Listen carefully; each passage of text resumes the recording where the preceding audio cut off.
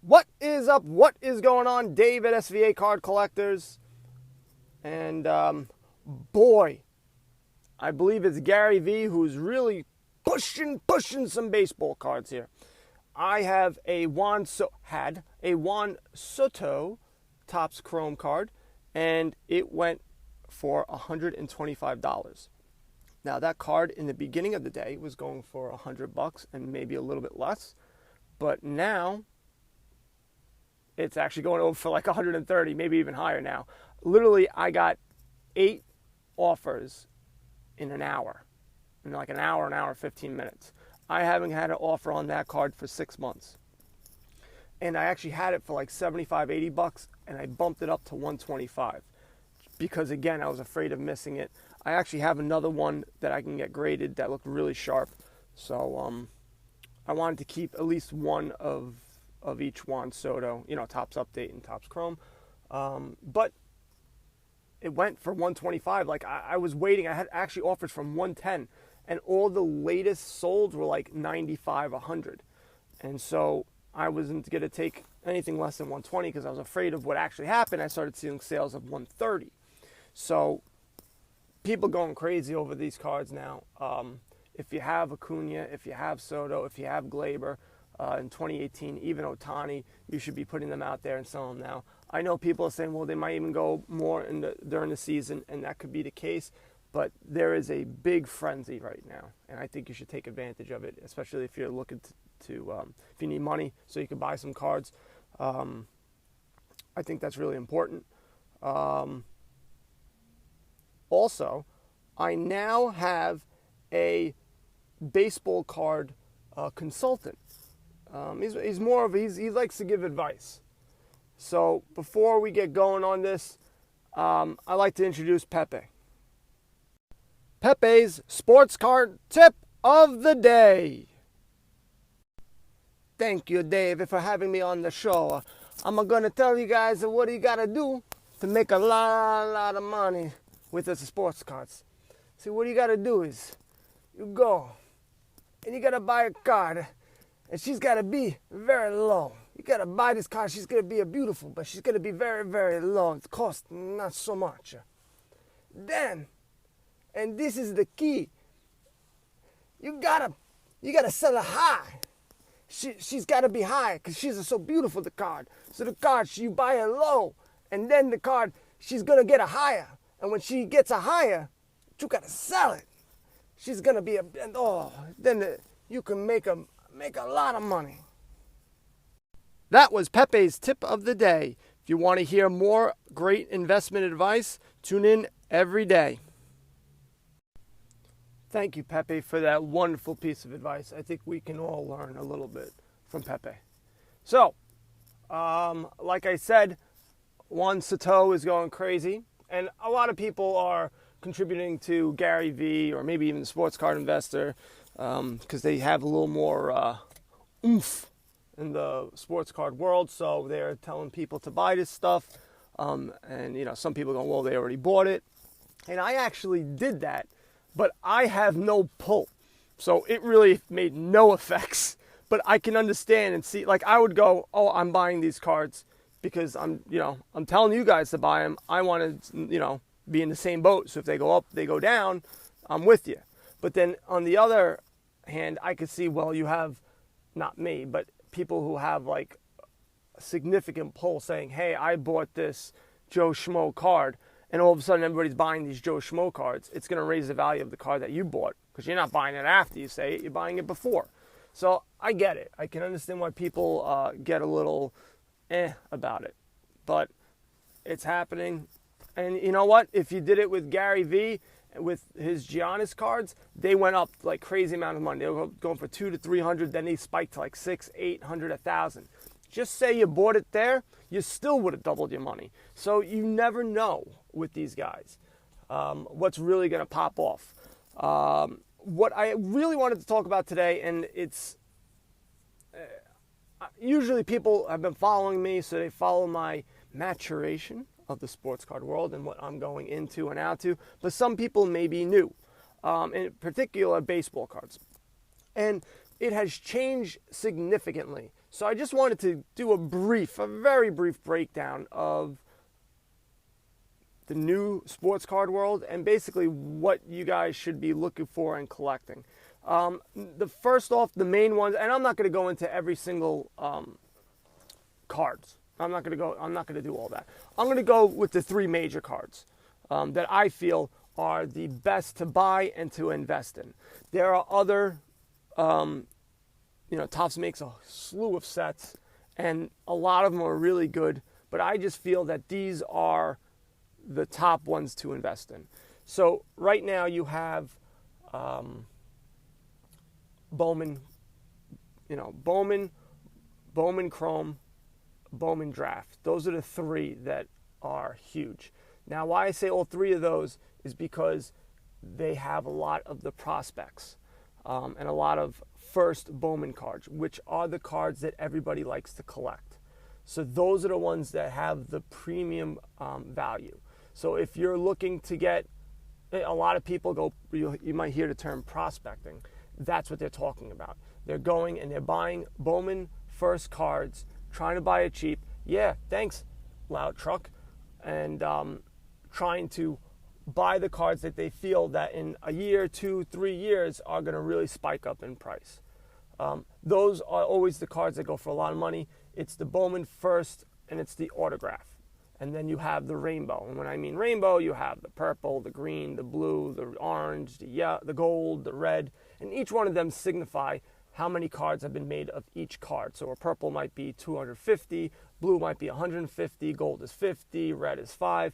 But it says it on the card. You don't have to be a genius. You just look at the card and you'll be able to figure it out. So you don't have to, worry your pretty little head. So those are the cream of the crop. They tend to rise to the top. So you have that. Next, you have Topps flagship. Now it's Topps Series 1, Topps Series 2, Topps Update. Typically, not all the time, but typically, Topps Update is where you get the best rookie cards. Those are the guys that came, they might come in a month or two into the season. They hit the cover off the ball. They're doing really well. They get to go into Topps Update. It does change from year to year. Last year, Topps Series 2 was the best one because they had Alonso, Vladimir Guerrero. They had Fernando Tatis, Eloy Jimenez. So they had a bunch of guys there that made Topps Series 2 last year really good. The year before that was 2018. Topps Update is the big one. Good luck buying a box for under $300 now. You have Acuna, you have Soto, you have Ohtani, you have Gleyber Torres. Flagship is typically the card you go for. You have the gold cards. Now I think they give you the number. I think it says it on the back, 2099 and 2049, how many cards are. Those are typically the ones that people like to get. Those are the ones that go for the most money. But you have gold, you have rainbow, you have refractors. Then you have the typical base. And to get these cards graded, that's where you get the maximum value. And so those cards, I feel, are the second best to invest in. So you have Bowman first, you have Topps flagship series. Topps Series 1, 2, and Topps Update. I'm going to make those three. Third is Heritage, in my opinion. You have the same thing. There's Topps Heritage 1, and then you have high number. And with the high numbers, again, you typically get, that's where you get all the rookie cards. That's where they all come into play. There's more of an emphasis on, they have made up errors. Like, it's an error card, but they did it on purpose. So those cards tend to go for a lot of money. And I like it because there's so many different special short print cards and super short print cards and action and chrome and the whole 9 yards. There's just a lot there for Heritage. It's a difficult set to complete. I just like it. And plus, what Heritage is, they take, like this year is 1971 Topps design. So they go back in the day, they take those designs and put them with new players. That's it. So last year was 1970, year before that 69. Yeah, you get it there. So next year is going to be 1972. So that's what they do. They also have, which I wouldn't say to collect, is Topps Archive, which they do the same thing, which is just, to me, redundant. And they do different years, which I don't like because, well, then why have Heritage? If you're going to have archives that's doing something very similar, but you have 2 or 3 years involved in there. Don't mean to confuse you. But typically, those are the cards, Heritage, and the action variations tend to be the ones that everyone buys. There's also other variations that go for a lot more money, but the action variation is, I would say, the top one to collect. Now you have other beautiful cards, like Topps Stadium Club is awesome. They are beautiful. But I don't think those are the cards that people buy to invest in. There's just so many. You have Bowman Tech, Topps Tech, Topps Fire. They're high-end cards. It's escaping my brain right now. RPAs, which is a relic patch auto, which, yes, they do go for a ton of money, but again, it's not like basketball. Basketball is a different situation. They're collectible, but they're not. You can invest in those as well, but that's not really what everyone is going after. The 3 sets that I told you, those are the ones that everyone's going after. Bowman, Topps Flagship, and Heritage. So if you're getting started, those are the 3 in baseball that I would suggest you go into. If you're looking for basketball, I'll cover that on another day. Again, it's only like 3 or 4 that we're really going to be looking at, but that's for another day. And now, a little word from our sponsors. So I wanted to talk about a new marketplace that's about to hit the sports card scene called StarStock. StarStock is building a sports card marketplace aimed to be faster and cheaper for flipping sports cards than any other platform. This is a ground level moment, and StarStock is currently looking for people who want to be the first to sell their cards at launch of this new platform. They are offering 5% commission, no ingestion fees. You send in your cards, they do all the work and post for you. Cards are guaranteed and secured in a vault. You can choose to ship cards back at any time. They also have a little guy, he stands in front of the vault. Nobody can get in, nobody can get out. I think his name is Pedro. StarStock will be a flipper's paradise. Ooh, a paradise, where you can buy, flip, store, or ship cards with a click of a button.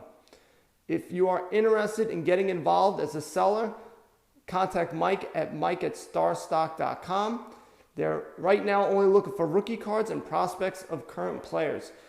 Again, mike@starstock.com, or you can head over to their website, starstock.com. Okay, I think that wraps it up, people, for today. You guys know what to do. Head over to svacardcollectors.com. Download the Flick Chat app. I forgot to talk about, I have set up the fantasy teams. One's weekly and one's a dynasty, which is a keeper league. And we should be able to draft 5 minor leaguers. I haven't set up the times yet for when the drafts will happen, but head over there, get a team. Hopefully they don't last long, because I don't want to be saying this every single day, because it'll make me feel bad. And people are like, dude can't even fill up a free fantasy baseball thing. So that's pretty weak, especially when he's going to give away something. I don't know what I'm going to give. I'll give away something. I don't know. Bag of rocks. I don't know. My commons. You'll get all my commons. The winner will get my 2019 Topps Heritage High Number Commons. Woo! That would be terrible. Everyone would want to lose. All right, guys. You know what to do. Buy some cards and go broke. Later!